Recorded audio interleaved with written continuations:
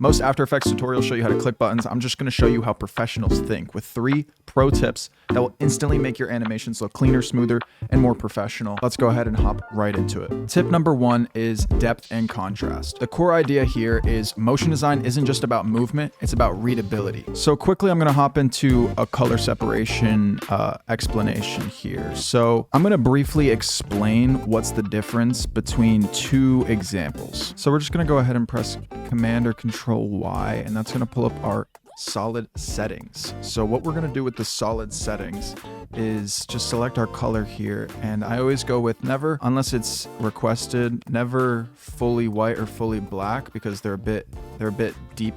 It's a bit deep, and nothing is truly fully white or fully black in real life. It always has a little bit of a reflection going off of it in real life, so we like to emulate that by going a little bit off of it, like any range in this very, very, very small margin from the corner of the white to the corner of the black. It would be considered like an off-white or an off-black. And you use that when you don't really want a true deep black or a true deep white. Sometimes it helps to soften up your composition and your color palette in general. So we're gonna go ahead and get an off black here, 0808080808, press OK. Now, first off the bat, I just want to pull up another comp and put in true black, which is 0000. I may have messed up how many zeros there are in there, forgive me, but you're gonna see a slight change, right? True black versus the off black.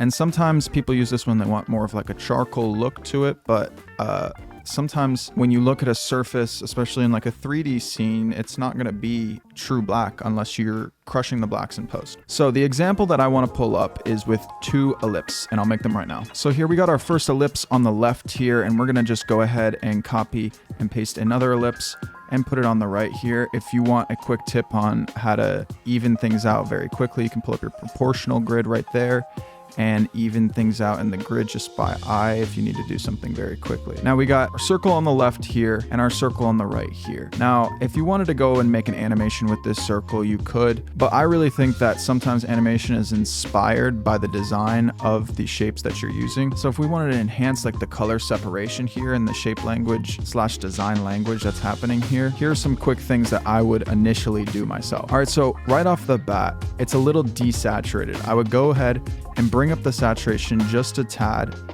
probably not truly saturated. You never want to go to that full corner, but you do want a little bit of that high saturation. So I would end up somewhere in this corner here. Now that's going to make it pop off the page a little bit more, but my go-tos to make it a little bit more visually interesting on, say, a clean black comp would be to go to our effect presets here, and I'm just going to bring it up so everyone can see above my head. Now just go to stylize and glow, and I'm going to drag this on this circle. I'm going to up this radius, as you can see, and I'm going to go and search another effect, and this is noise. Now I like to sometimes throw this noise on a glow like this because it will decrease some of the banding that you will see when you get compression in your videos and animation. So go ahead and turn off color noise and just bump this up to, let's say like 19, right? Now we got a lot more visually interesting circle to start off with. Now I'm just gonna go ahead and center these so we can go ahead and look back and forth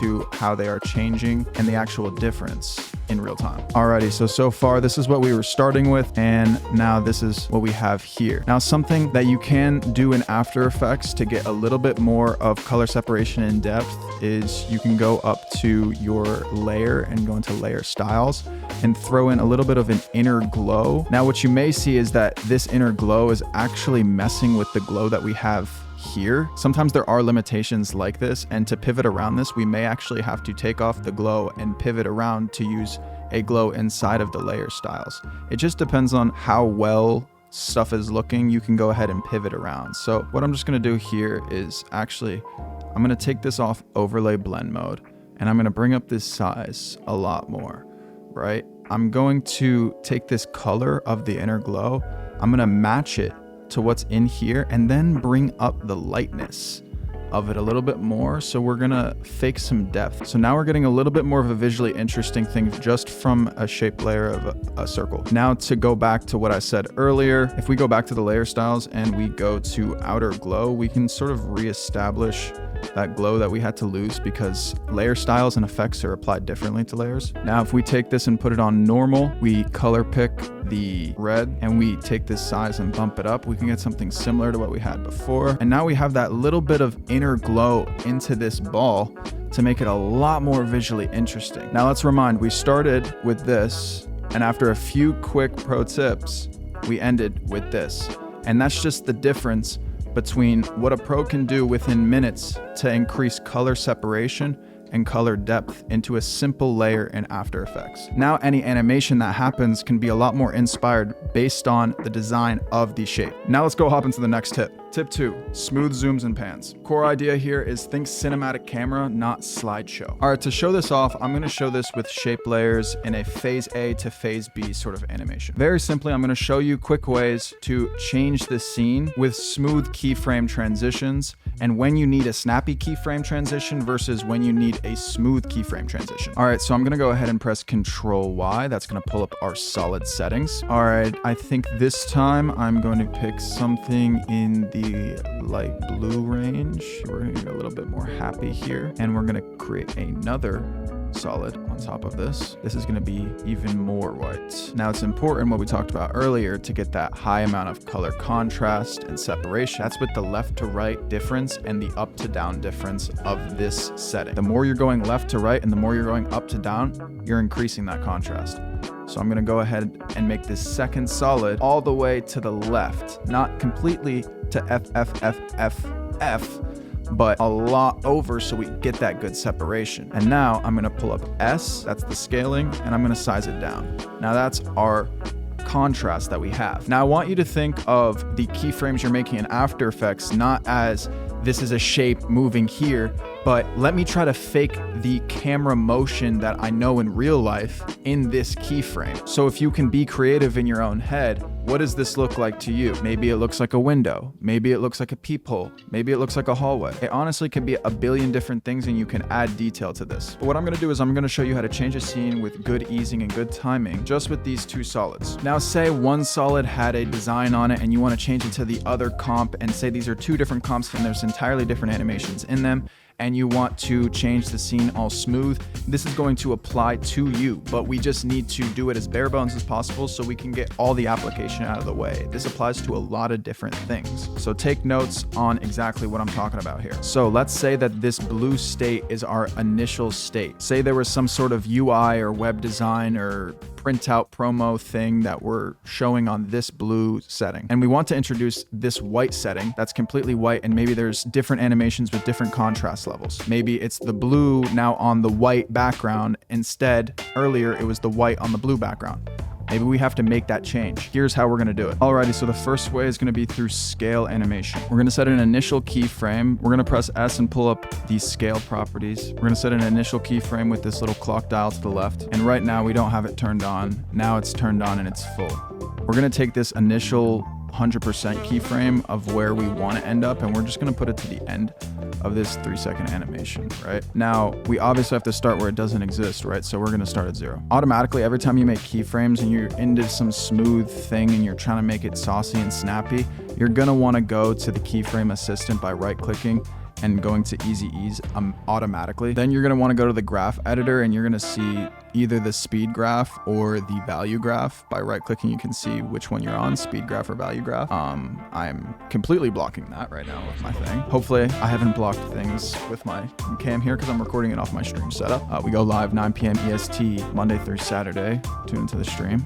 So basically we have this animation, right? And say this is changing the scene, but say we want it to snap up, have a moving hold here, and then go fast into this scene. We're actually gonna have to do that with the value value graph. And that keyframe interpolation actually looks different. This is what you'll see on the F curve in like 3D programs. This is interpolating the data on the graph by value, not by speed interpolation. So it's just a different way you're gonna have to understand keyframes. But basically, as the time goes on left to right, it's analyzing the value going from 0 to 100 like this. So it's super fast in the middle and it's super slow on the ends. If we take these keyframe Bezier handles, I apologize, and we crank them like this so that it's sharp. We angle them like this, right? Here, let me make sure I'm not too much in the way here. Put it above my head. So if we crank the Bezier handles like this, it's gonna give us a snappy position in the beginning. It's gonna hold because it's going obviously very slow up. If you go over time, it's obviously not going that far vertical, right? And then over time, it's going way more vertical. So it's obviously going faster over time,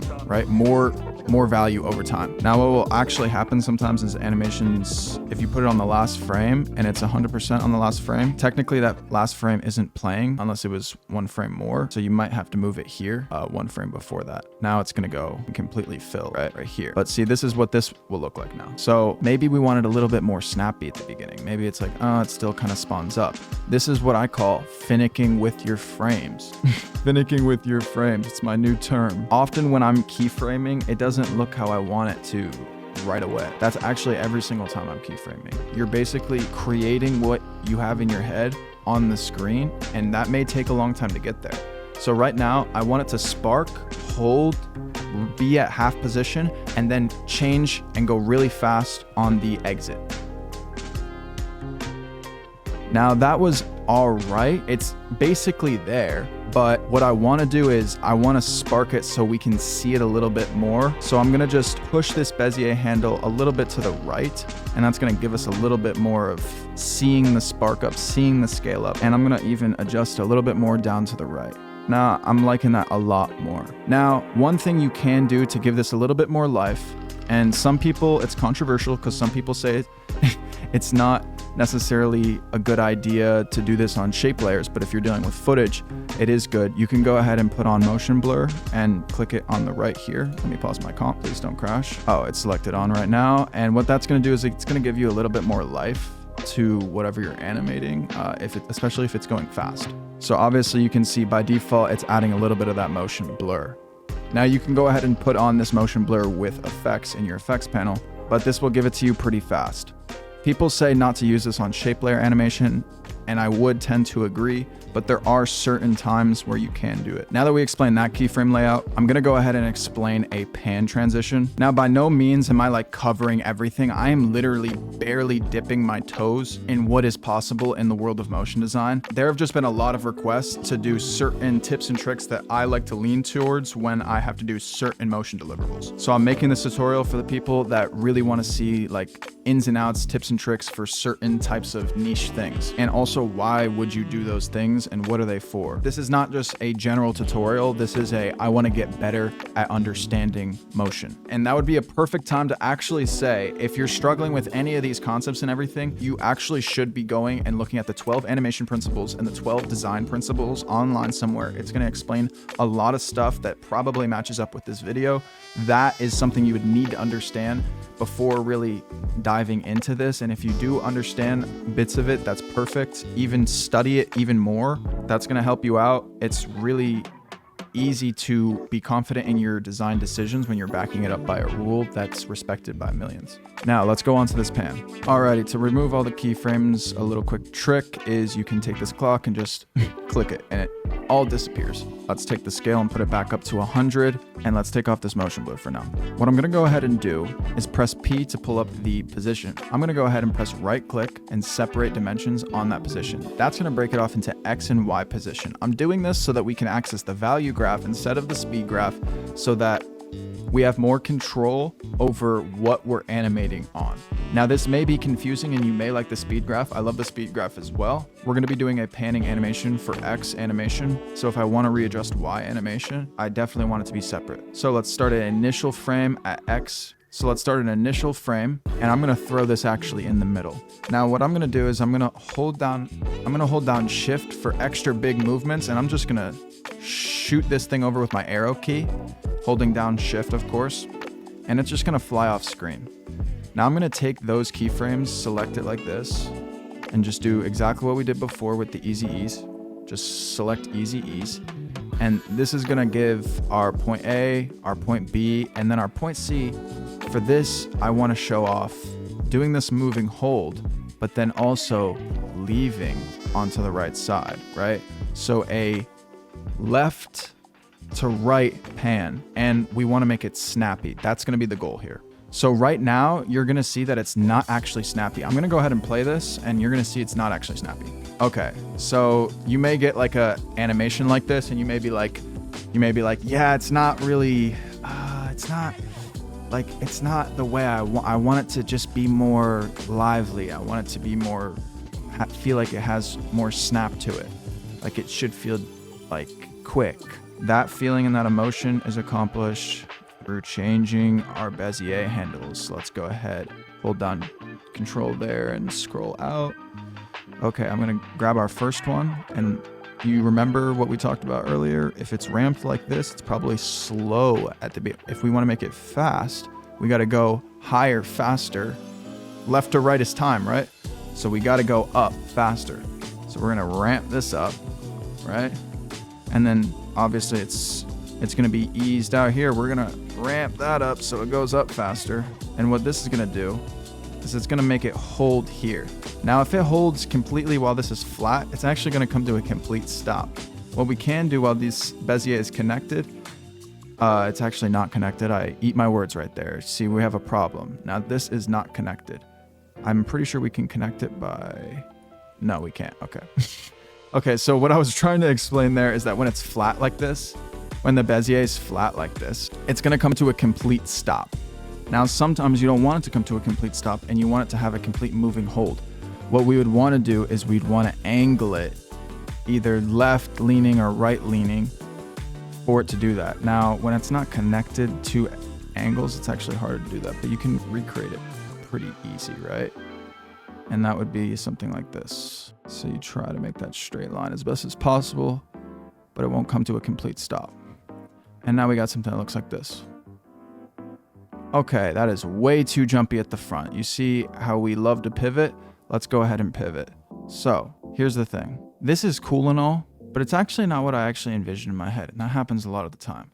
I think what I envisioned in my head was it being fast here and slow on the connect. So let's go ahead and just change where it's fast in the middle instead of on the ends. And let's see how that looks. It's honestly just applying these concepts to different scenarios based on what you want. So now you can just see how these keyframes are appearing differently on the graph versus what's happening visually. Now we have it happening fast in the middle and slow on the ends. Obviously, this is a 3-point animation. If we just had it now without this middle frame and it was just end to end, we can pretty much see that's the same without the middle keyframe. But if we were to do the same thing that we did before, but leave out a sharp start at the beginning and make it ease at the beginning, then we get something like this, where it's fast at the end.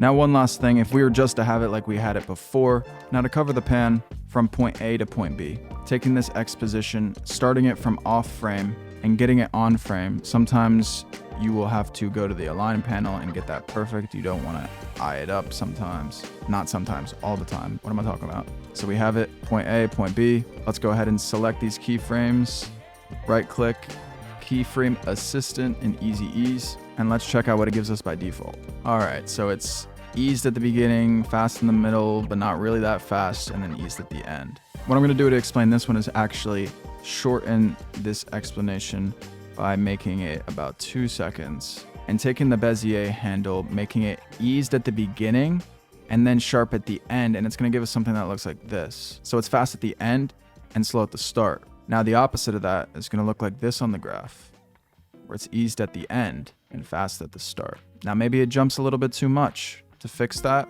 probably gonna wanna take that Bezier handle and push it a little bit more. But me personally, I liked how it was before. Now we can do things like this, where it's fast, slow in the middle, and then fast.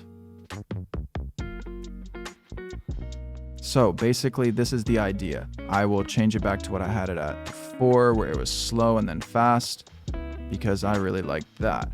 So That's showing basically the go-tos of how we want to whip out things on the end. Sometimes you need it slow and connecting slow, and sometimes you need it fast, whipping fast. Now, it's important to remember that everything that I'm talking about is basically just a recreation to how you would want to like whip around a camera. And even though it looks really simple and you may not be able to connect it without an actual example, the goal here is to explain how those snappy keyframes look on the graph. You can apply this to literally like everything. So don't just look at this and be like, oh, this is the only scenario.